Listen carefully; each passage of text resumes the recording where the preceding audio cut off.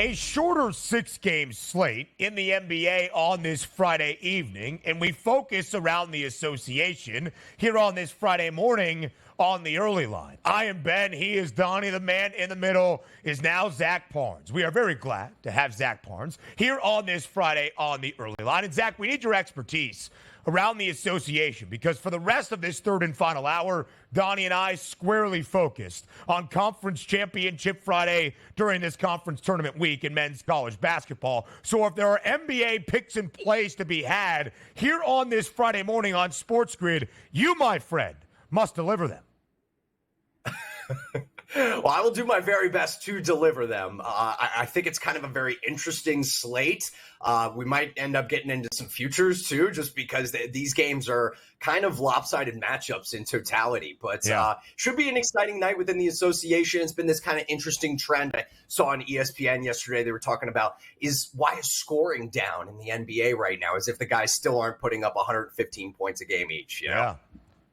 Unders hitting in a big way, nearly at a 62% clip since the All-Star break. Last night, though, we saw some overs in spots, like in Oklahoma City, a ton of points in Boston inside TD Garden as well. Will we see an expected offensive affair tonight in San Antonio? Total 221.5 for the hottest and best team since the All-Star break, the Denver Nuggets. 11 games, Parnes, for the reigning NBA champions since the break. They have won 10 of them. Denver, a double-digit favorite on the road tonight against San Antonio. A big spread. Can Denver keep it rolling? It's a great question. But look, I mean, it's number one versus number last, 15, right? I mean, the Spurs obviously are not playing for a championship anytime soon. Craig Popovich has always been sort of candid about that this entire season. But bettors beware in terms of picking spreads in this matchup. Both teams are 7-3 against the spread in their last 10 right now. So even though the Spurs have come down the wire or have come down to the wire a bunch of times in a bunch of games, they're still finding ways to be able to get those backdoor covers going for bettors that are out there. But Denver, one of the hottest teams in the league right now, Ben. I mean, they just have everything going right for them. 9-1 in those last 10. And Jokic and company really can credit that to their defense right now. And I think that they play some of the best perimeter defense in the NBA. San Antonio is dead average in the league right now in terms of three-point shooting, 15th. You look over at Denver's side, they're giving up the second fewest three-point makes a game. And that's all credit to guys like Michael Porter Jr. and Jamal Murray, who have just made that wing area their total home on the defensive front. So, you know, the under definitely juicy in this matchup when you're talking about containing the three-point ball, especially on potentially both sides of the defensive front. But I really like the fact also that Denver, just in general, is hitting at such a high clip on their unders. 40 of 66 Nugget games this year have gone under the total points number. So I think that provides a ton of value there at the minus 118 that you'll be able to see across a bunch of different books tonight. As Zach brought up on the card tonight, not a lot of close matchups here, but we got one in the nightcap tonight. The Atlanta Hawks and the Utah Jazz. Opening number, a quick preview of this one, had a minus 4-point spread for the Utah Jazz, quickly flipping over this morning as a minus 2.5-point favorite now for the Atlanta Hawks, a total of 223. Trae Young still not back in that lineup. They have enough gas in the tank here, the Atlanta Hawks, to go on the road and knock off the Utah Jazz tonight.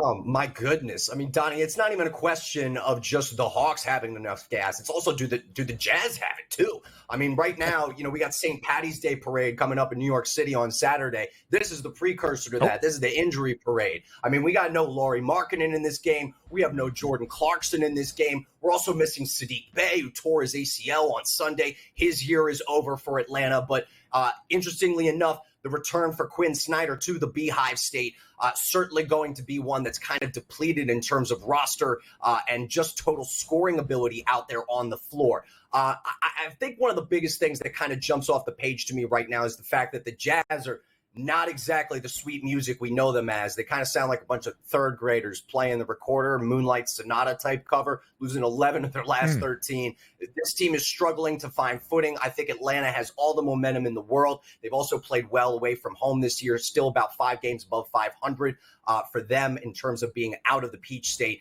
I do like the Hawks to be able to cover here. One of the things, though, that I think is the most juicy and maybe a degenerate bet type here, but the Hawks in the first quarter, Total points combined between both teams, any game that Atlanta plays in the last 36, 26 of them have gone under there. I mean, if you're betting a unit a game, that's plus 14 and a half units right there. So I think that Atlanta overall probably will end up getting the win tonight. They're kicking off a road trip. This is the second game for them in that road trip. But I think that they have to keep momentum to keep rising in the Eastern Conference, where right now they're kind of sitting on that bubble of the play-in spots.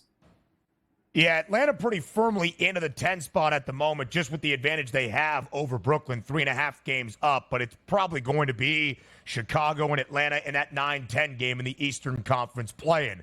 The Hawks, the worst covered team in the NBA, the only team that is covering in less than 35% of their games. Atlanta an even 5-5 in their 10 since the All-Star break. But in all 5 wins, they have covered the number. Now the short road favorite tonight in Salt Lake. Here's a good one out west, the team that sits in the 4 spot. The LA Clippers, big victory last night in Chicago. Second leg, though, of a road back-to-back for the Clippers, now in New Orleans, where the Pels see themselves as a 7.5-point favorite. New Orleans, the 5th seed currently in the Western Conference standings. The Pels were a 7-point favorite a couple of nights back against Cleveland. The Cavs went into the Big Easy, won outright big as an underdog, snapping a 4-game win streak for New Orleans. But the Pels had covered in all 4 consecutive wins. Parnes, when you see the spread at 7.5 in favor of the Pelicans, what does that tell you about the expected outcome tonight in the Big Easy? Well, I'll tell you first off, it tells me immediately that I don't think we're going to see James Harden play for the Los Angeles Clippers. I mean, that's the first thing. He's been ruled as questionable, missed last night's game. The Clips have been heavily dependent on him, obviously, especially with the absence of Russell Westbrook. So now you're going to lean on the Paul George and Kawhi Leonard type combo. But for me, what it really means for the Pelicans is that they're starting to hit their stride. And I think if you've watched this team all year, you've been able to see sort of the stardom that they've had sort of behind the scenes, right? I mean, Trey Murphy III has been a guy who's stepped up tremendously for them. He's been one of the most efficient three-point shooters in the league this year. I like his points over in this one specifically. I think in particular, there's a number of Pelicans players that can really push the envelope tonight against a banged up and kind of battered Clippers teams in a way. But I was kind of shocked to see this be the massive kind of favorite slide that it is, minus 300 outright for the Pels tonight. But this is just going to be a fun matchup top to bottom. I mean, both teams, some of the most efficient shooting teams in the league, both top 10 in field goal percentage. But Kawhi Leonard, I think, is someone to watch tonight as the hours go on, as we get closer to tip-off, especially if Harden gets ruled out. Because right now, his points total sitting at 24.5.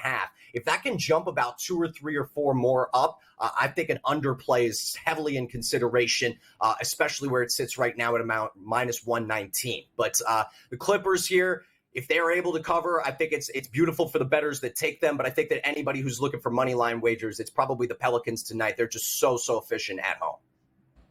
Zach, let's take a look at the Motor City tonight, where Heat Culture comes to town as an 8-point favorite in a total of 215.5. The Heat are looking for seed line advantageous wins here, when the Detroit Pistons might be looking at ping pong balls. Is the line too much? And can Detroit cover that number?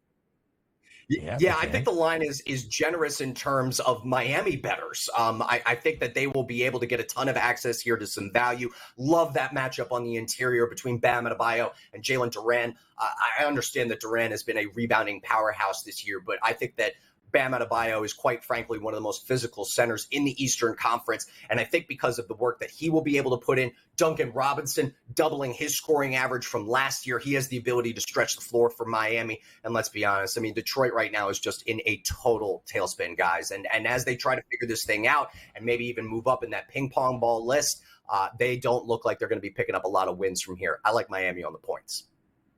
The Pistons have won 2 straight, 3 of their last 4. Covering in 7 of their last 10. I think both of you are overlooking Detroit tonight, at least covering the numbers.